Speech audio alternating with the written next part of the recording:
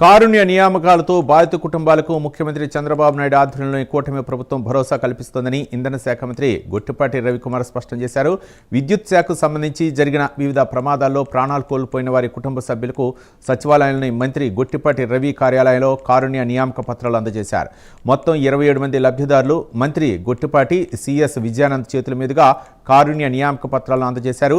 ఇప్పటి వరకు విద్యుత్ శాఖలో సుమారు 500 మందికి పైగా అర్హులకు కారుణ్య నియామకాల కింద ఉద్యోగాలు కల్పించినట్లు మంత్రి గొట్టిపాటి తెలిపారు. గత వైసీపీ ప్రభుత్వంలో ఉన్నత విద్యతో పాటు అన్ని అర్హతలు ఉన్న వారికి కూడా జూనియర్ అసిస్టెంట్ స్థాయి ఉద్యోగాలను మాత్రమే ఇచ్చారని మంత్రి గుర్తు చేశారు. కూటమి ఏర్పడిన తర్వాత చేపట్టిన కారుణ్య నియామకాల్లో విద్యార్థులను బట్టి జూనియర్ ఇంజనీర్ పోస్టులను కూడా భర్తీ చేసి వారి సేవలను వినియోగించుకుంటున్నామన్నారు మంత్రి.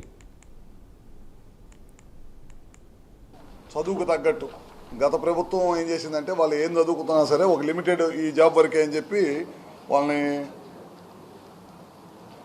క్వాలిఫికేషన్ బట్టి మనం జాబ్ ఇస్తూ ఉన్నాం. ఏ ఇంజనీరింగ్ చదువుకున్న వాళ్ళని అట్లనే బీటెక్ చదివిన వాళ్ళని వీళ్ళందరూ కూడా జూనియర్ అసిస్టెంట్లు ఇస్తూ ఉన్నాం. డిగ్రీ చదువుకున్న వాళ్ళకి కూడా జూనియర్ అసిస్టెంట్లు ఇస్తున్నాము. అట్లానే 10th క్లాస్ ఇంటర్ చదువుకున్న వాళ్ళందరూ కూడా ఆఫీస్ సబార్డినేట్ ఇస్తున్నాం. పోయినసారి ఏం చేశారంటే వాళ్ళు ఇట్లా ఇవ్వలేదు. ఎంత చదువుకున్నా సరే ఎక్కడ దాకా ఆపేశారు, జూనియర్ అసిస్టెంట్ దాకా ఆపేశారు. మనం ఏమన్నా క్వాలిఫికేషన్ బట్టి ఉద్యోగం ఇస్తూ ఉన్నాం. మా డిపార్ట్మెంట్లో పనిచేస్తా ఏదైనా యాక్సిడెంట్ వల్ల కానీ లేకపోతే ఏదైనా ప్రమాదంలో ఏదైనా ఇబ్బంది అయ్యి చనిపోతే కనుక వాళ్ళ పిల్లలకు కూడా రోడ్డు మీద పడకూడదు, వాళ్ళ పిల్లలకు కూడా ఇవ్వాలనే ఉద్దేశంతో ఇవాళ రాష్ట్ర వ్యాప్తంగా మా డిస్కమ్స్లో 3 డిస్కమ్స్లో కానీ మా ట్రాన్స్కోలో కానీ జెన్కోలో కానీ ఉన్నాయన్నీ కూడా ఒక ఫిక్స్డ్ డేట్ 3 నెలలకు ఒకసారి పెట్టేసుకొని మొత్తం కూడా క్లియర్ చేస్తూ ఉన్నాం. దాదాపు ఇప్పుడు దాకా 500 నుంచి 600 మంది పైన అందరూ కూడా ఉద్యోగాలు ఇవ్వటం జరిగింది.